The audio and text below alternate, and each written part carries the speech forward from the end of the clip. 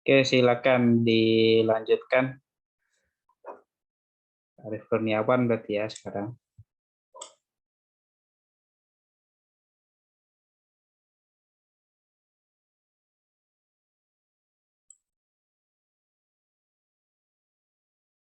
Halo?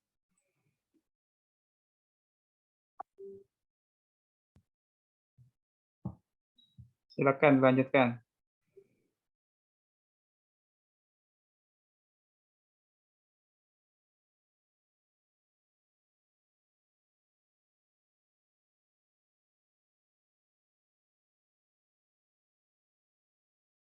Izin Pak, untuk melanjutkan presentasi yang kedua.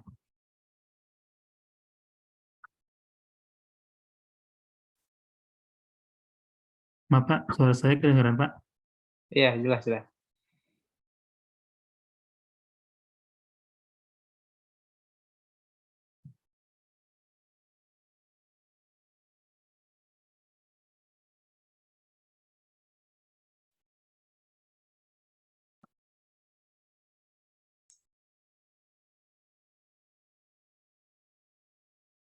Oh, bisa kembali ke slide utamanya Pak? Atau langsung dari sini saja Pak? Dari sana bisa harusnya.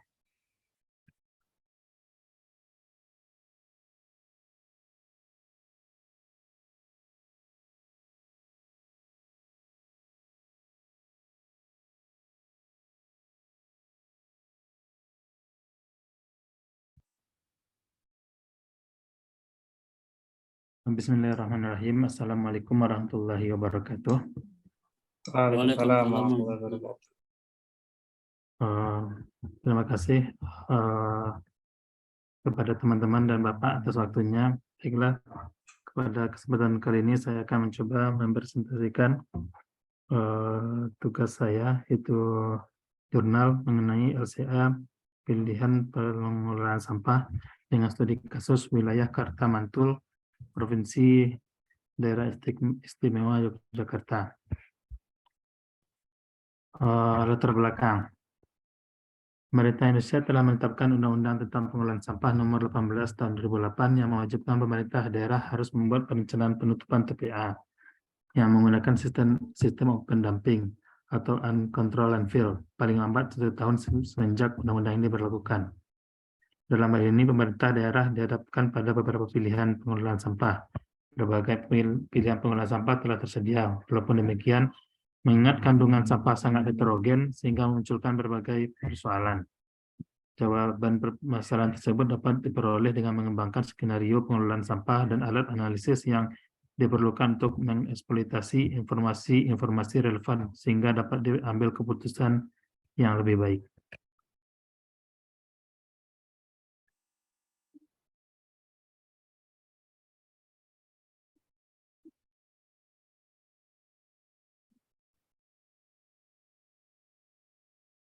Tujuan yang pertama itu mengembangkan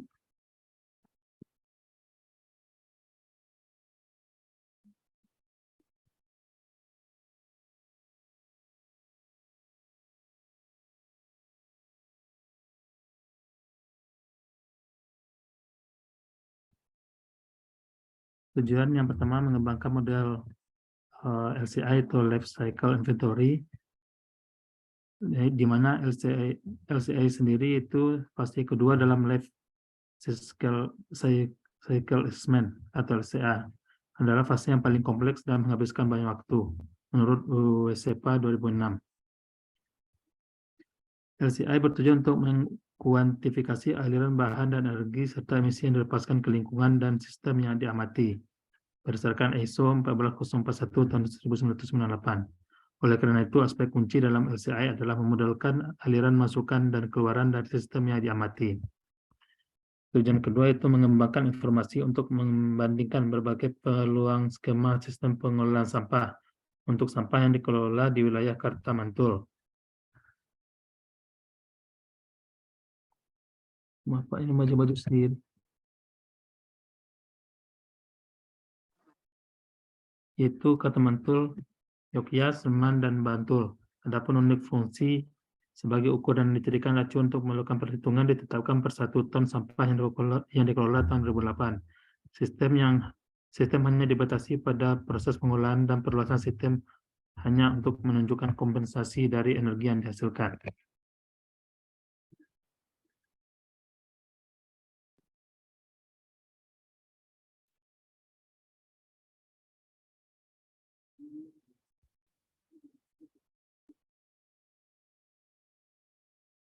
Lingkup LCA.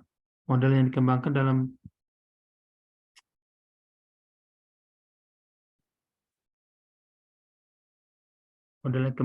penelitian ini secara konseptual mengacu pada model Wasted.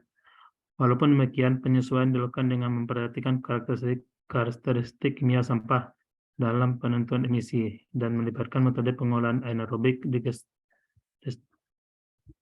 Discussion model digunakan untuk menilai kinerja lingkungan dari berbagai skenario pengolahan sampah yang diusulkan terhadap karakteristik sampah yang kelola di wilayah Karmantul. Karmantul adalah wadah dalam bentuk sekretariat bersama yang salah satu fungsinya melakukan koordinasi pengolahan sampah bersama di wilayah aglomerasi perkotaan Yogyakarta. APY saat ini memanfaatkan TPA Piyung Ngari untuk fasilitas pengolahan sampah.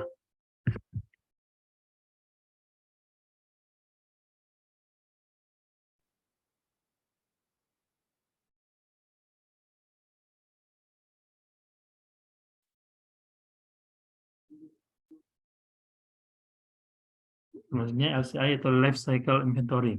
Tahapan ini melibatkan dua aktivitas utama, yaitu pengumpulan data dan perhitungan melalui pengembangan model. Pengumpulan data meliputi pengumpulan data karakteristik sampah dan data yang diperlukan sebagai parameter model dan karakteristik yang berkaitan dengan komposisi komponen-komponen sampah dikumpulkan melalui pengamatan langsung di TPA Piyungan. Adapun pemeriksaan laboratorium dilakukan untuk menentukan analisis proksimat, ultimat, dan nilai kalor komponen sampah. Model CI untuk melakukan perhitungan dikembangkan dengan menggunakan suatu vektor yang mengandung semua informasi tentang emisi ataupun produk yang mungkin. Setiap metode pengolahan mempunyai suatu vektor sebagai parameter model yang terkait dengan emisi ataupun produk. Vektor ini adalah multidimensi di mana masing-masing dimensi berkaitan dengan emisi atau produk tertentu. Setiap aliran massa kilogram dalam proses harus dikaitkan dengan vektor yang dinyatakan dalam massa kilogram emisi masukan, atau satu lainnya misalnya meter kubik C4 per kilogram atau kilogram polutan per kWh.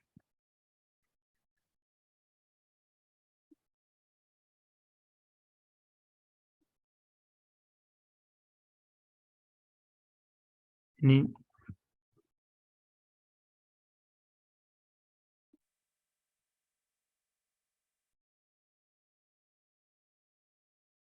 merupakan batasan sistem model yang diadopsi dan dimodifikasi dari Dias and Warid 2006, di mana sampah di tahapan pengangkutan dan pengumpulan, di mana di pengangkutan pengumpulan itu bisa dalam sistem insinerasi, gasifikasi, atau anaerobik yang nantinya akan bermuara ke landfilling, yang nantinya juga akan menimbulkan emisi, sedangkan bagian satu lagi menunjukkan ke arah landfilling dengan dan tanpa pemungutan energi,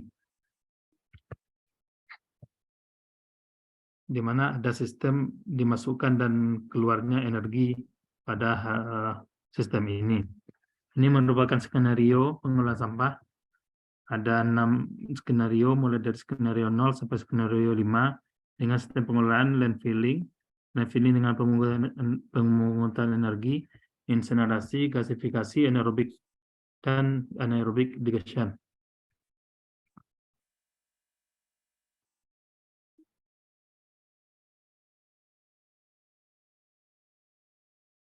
Ini merupakan karakteristik aliran sampah yang dikelola di wilayah Karmantul. Ini merupakan komposisi dari parameter sampah dan analisis ultimat beserta komposisi nilai kalor dengan masing-masing sampah memiliki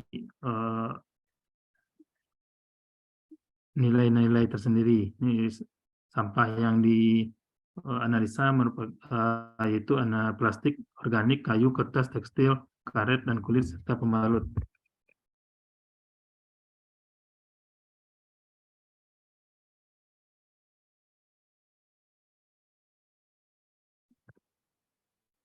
Di sini skema pengolahan sampah tidak hanya berfungsi untuk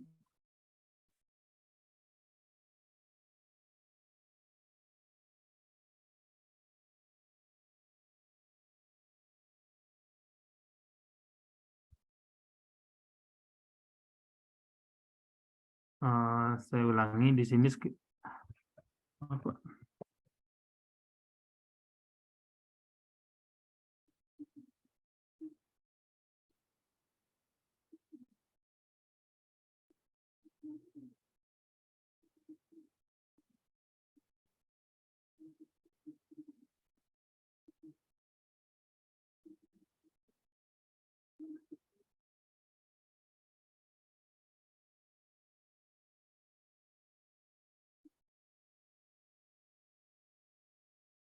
mungkin saya lanjutkan dari slide ini.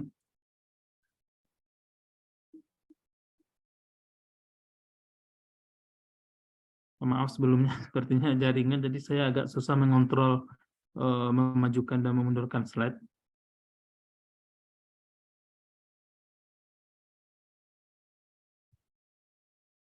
Coba biar saya nanti ya.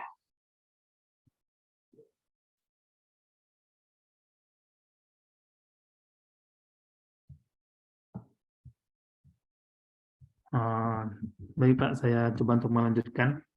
Ini skenario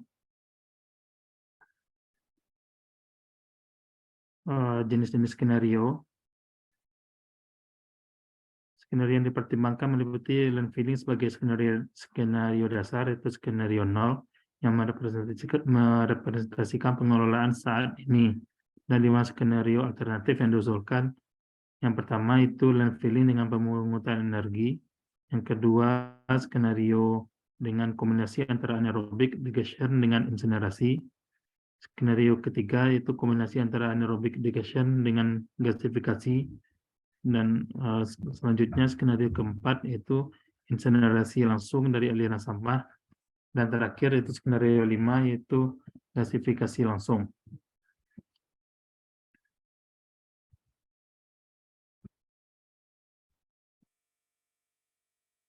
Skenario 0 yaitu sistem landfilling. Produksi gas landfill diestimasi dengan menggunakan model Landgame yang menyediakan alat estimasi untuk mengkuantifikasi produk gas landfill dari landfilling. Model Landgame adalah model komposisi orde 1 mengestimasi laju gas landfill berdasarkan potensi kapasitas metan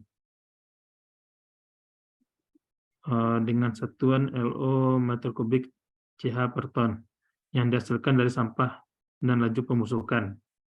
Selanjutnya skenario 1, dalam skenario ini 50% dari gas landfill dan sumsikan dikumpulkan dan diolah untuk menyingkirkan H2S, sehingga diperoleh gas landfill yang kaya CH 97%. Pengumpulan dilakukan pada tahun ke-11 hingga ke tahun ke-40, termasuk 10 tahun pasca operasi landfill. Pertimbangan ini didasarkan pada hasil estimasi jumlah produksi gas landfill dengan menggunakan model Landgame. Gas landfill atau biogas selanjutnya digunakan untuk menggerakkan turbin gas dalam upaya menghasilkan listrik dengan kapasitas yang ditentukan.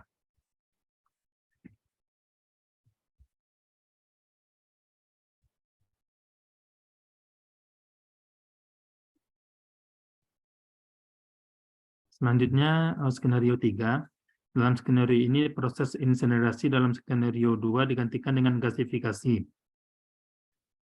Efisiensi dan gasifikasi diasumsikan 34% dan kebutuhan energi internal 20% dari energi listrik yang dihasilkan. Estimasi jumlah care yang dihasilkan ditentukan berdasarkan karbon tetap, abu, dan karbon dalam volatil mater yang tidak terkonversi. Teknologi gasifikasi adalah teknologi yang belum banyak diaplikasikan dalam pengolahan sampah, sehingga ketersediaan data terutama yang berkaitan dengan estimasi emisi dari teknologi ini juga masih terbatas. Selanjutnya, skenario 4, dalam skenario ini sampah diarahkan langsung ke fasilitas insinerasi tanpa melalui pemilahan.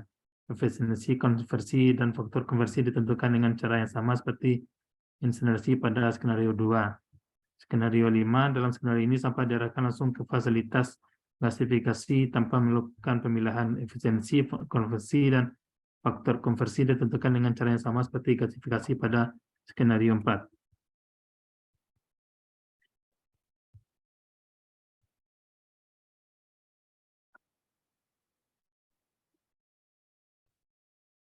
LCI dan data inventory yang dihasilkan dari model diklasifikasikan ke dalam kategori dampak pemanasan global, acidifikasi, eutrofifikasi, dan pembentukan oksigen fotokimia. Emisi gas CO, CH, CO, dan NOx dikumpulkan ke dalam emisi yang berkontribusi terhadap kategori dampak pemanasan global. Kemudian gas HS dan sampai ke NOx dikategorikan pada acidifikasi, NOx, NH dikelompokkan dalam eutrofifikasi, CO, NOx, dan NMVOC dikelompokkan dalam pembentukan oksigen fotokimia, dan selanjutnya indikator kategori dampak dihitung sesuai dengan faktor ekuivalensinya. Indikator kategori dampak pemanasan global dinyatakan dalam CO, acidifikasi dalam SO, eutrofifikasi dalam PO, dan pembentukan oksigen dan fotokimia dalam etilen.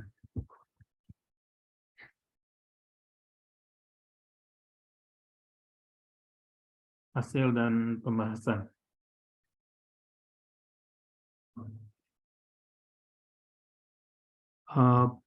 Ini potensi pemanasan global dapat kita lihat pada gambar 2A, menunjukkan perbandingan dari skenario-skenario dan terkontribusi setiap proses dalam setiap skenario. Terhadap potensi pemanasan global, kontribusi terendah tunjukkan oleh skenario 4, 61,3772 kg CO UF, diikuti skenario 2, 154,6398 kg CO. Ini sepertinya CO2 sepertinya Pak, CO2 per UF, dan 214 20,5 kg CO2 per UF. Walaupun demikian, ketiga skenario tersebut menunjukkan mitigasi GWP dibandingkan dengan pengelolaan yang ada saat ini. Skenario dasar berturut-turut yaitu 83,60%, 58,68%, dan 42,76%.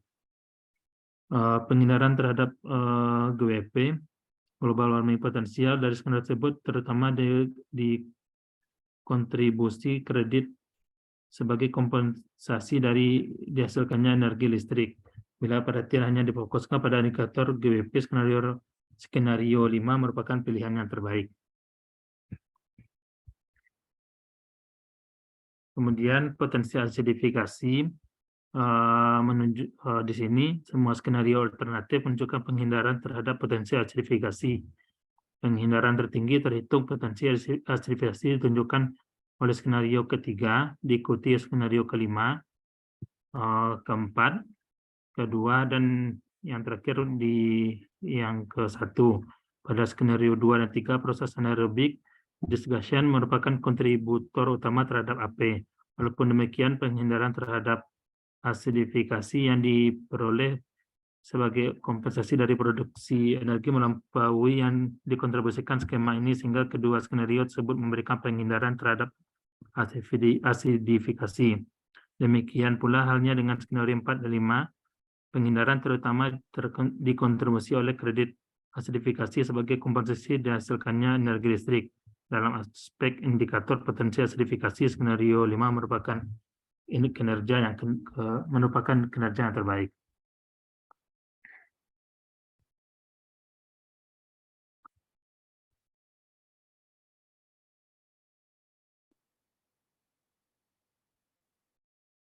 Selanjutnya potensi eutrofikasi secara berturut-turut. Penghindaran tertinggi ditunjukkan oleh skenario 5, kemudian diikuti skenario 3, diikuti skenario 4, 2, dan terakhir yaitu 1.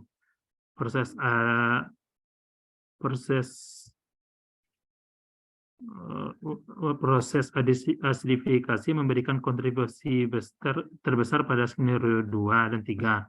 Walaupun demikian, kredit eutrofikasi yang diperoleh dari produksi listrik melampaui kontribusi terhadap tersebut, sehingga kedua skenario tersebut menunjukkan penghindaran terhadap eutrofikasi. Demikian pula halnya dengan skenario 4 dan 5. Bila indikator potensi eutrofikasi menjadi pertimbangan, maka skenario terbaik ditunjukkan oleh skenario 5.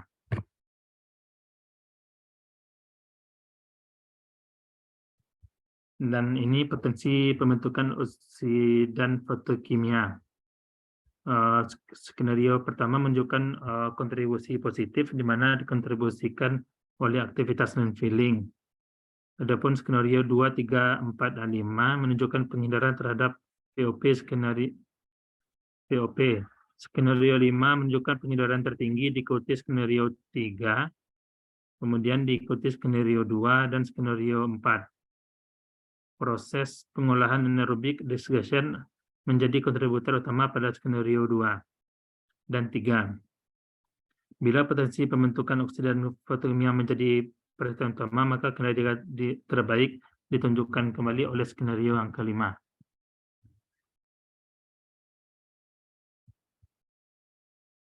Analisis sensitivitas. Analisis variasi komposisi bahan organik pada aliran sampah Karmantul akan dengan mengikuti pola variasi 50%, 55%, 60,99%, 65%, dan 70%. Adapun fraksi lainnya mengikuti secara proporsional, dan kondisi awal hasil simulasi menunjukkan bahwa variasi fraksi organik sampah tidak mempengaruhi urutan terhadap kinerja lingkungan. Terakhir, kesimpulan. LCA telah digunakan sebagai alat untuk menilai dan membandingkan berbagai skema pilihan sistem pengolahan sampah yang dikelola di wilayah Karmantul, Provinsi Daerah Istimewa Yogyakarta. LCA diaplikasikan melalui pengembangan model LCA sebagai tahapan kedua dalam LCA. Hasil dari studi menunjukkan bahwa pertama, dalam kaitannya dengan potensi pemanasan global, eutrofikasi dan pembentukan oksidan fotokimia, skenario 5 ditemukan menunjukkan penghindaran tertinggi, diikuti oleh skenario ketiga. Dalam hubungannya dengan potensi asidifikasi, skenario ketiga ditemukan menunjukkan penghindaran tertinggi, diikuti oleh skenario kelima. Kemudian data-data objektif berkaitan dengan potensi dampak dari berbagai skenario alternatif pengolahan sampah untuk energi telah diperoleh dengan mengaplikasikan LCA. Oleh karena itu, sejalan dengan literatur hasil yang diperoleh, pada penelitian ini menunjukkan bahwa LCA dapat diterapkan pada sistem pengolahan sampah sebagai alat penunjang keputusan. Mungkin itu, Pak, review jurnal saya mengenai pengolahan sampah di Karmantul. Mohon maaf jika sebenarnya mungkin ini belum lengkap, Pak. Masih banyak kesalahan dalam penulisan dan penyaduran dari sumber. Selanjutnya saya kembalikan kepada Bapak. Oke, terima kasih untuk pemaparannya. Saya buka terlebih dahulu untuk mahasiswa ya. Silakan untuk bisa memberikan tanggapan dan pertanyaan atas apa yang disampaikan oleh temannya tadi. Apakah ada?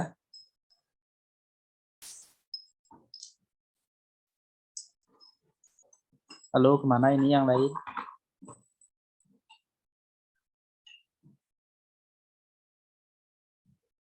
Pusing mungkin, Pak. Hah? Pusing mungkin, Pak.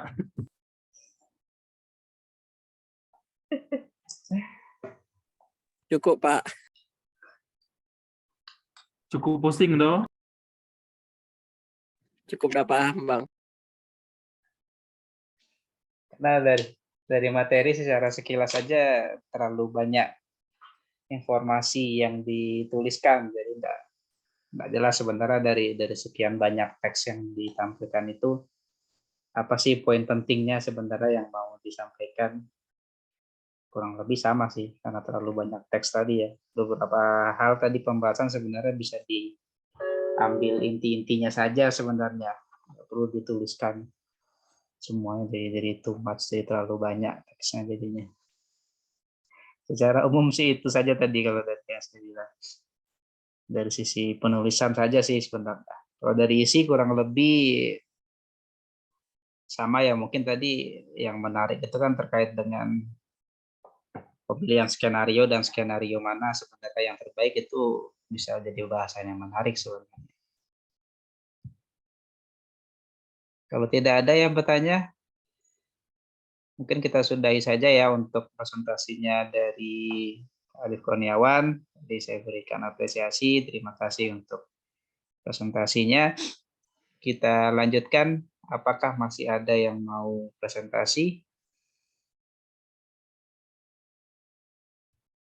Jadi sesi kita nanti dibatasi dengan habisnya waktu Zoom saja ya. Jadi silakan. Baru 2 orang ini yang presentasi.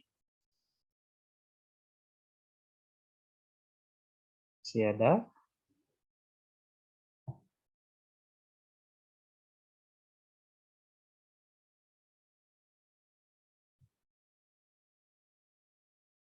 Ayo silakan. Ini masih bergabung semua kan? Elvarina masih ada? Masih, Pak. Ini lagi sibuk apa ini? Sambil menidurkan anak, Pak. Kalau malam risikonya itu jadinya ya. Siapa lagi? Novita? Novita ada Novita? Ada. Fernando Setiawan? Masih bergabung? Nggak ada. Prasetyo? Prasetyo Oh, Pak. Penanda? Nggak ada juga. Bu Liza masih bergabung? Mungkin bisa chat saja ya kalau nggak bisa. Masih, Pak. Oh, masih. Oke. Oh, Yudi ada?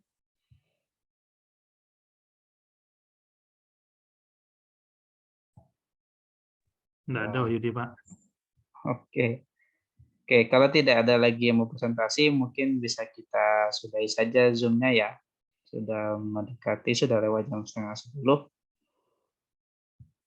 Jadi kita udah sudahi saja. Terima kasih untuk perhatian semuanya yang sudah berpartisipasi untuk presentasi ya. Jadi saya tetap mengarahkan silakan untuk bisa dicoba aplikasinya Sima Pro-nya. Jadi kesempatan sekali lah untuk mencoba dari artikel yang sudah dipakai di sini, itu nanti bisa juga digunakan ya, diuji cobakan di aplikasi di Sima Pro-nya. Di input satu persatu. Nanti kan situ sudah ada input datanya, kalau secara lengkapnya ada. Sudah ada data yang bisa diinputkan di sana, dan asesmennya, lingkupnya juga sudah ada, sebenarnya bisa dicoba, dimulai diuji cobakan di sana. Nanti akan ada demonya langsung lah, saya coba nanti. Kita coba share screen-nya. Dan saya ingatkan lagi untuk tugas 2 ini, yang terkait dengan aplikasi SIE, selain materi presentasinya, tolong jangan disimpan dalam format PPT, tapi disimpan dalam PDF saja, agar nanti bisa terbaca dan dilampirkan juga artikelnya ya, artikel atau jurnal yang digunakan, yang di-review. Jadi ada 2 dokumen nanti yang di-upload. Dan jangan lupa setelah upload, kalau di Google Classroom itu dikumpulkan tugasnya. Jadi kalau hanya di-upload, tidak muncul di orang yang sudah di daftar mahasiswa yang sudah menyerahkan tugasnya. Jadi tersimpan di saya, masih belum menyerahkan tugasnya. Itu saja mungkin dari saya ya. Kurang lebihnya mohon maaf kalau ada salah dan kurang. Saya tutup dengan hamdalah, alhamdulillahirabbil alamin. Sampai jumpa lagi di kesempatan yang lain. Assalamualaikum warahmatullahi wabarakatuh. Waalaikumsalam warahmatullahi wabarakatuh. Terima kasih Pak. Terima kasih, Pak. Yuk.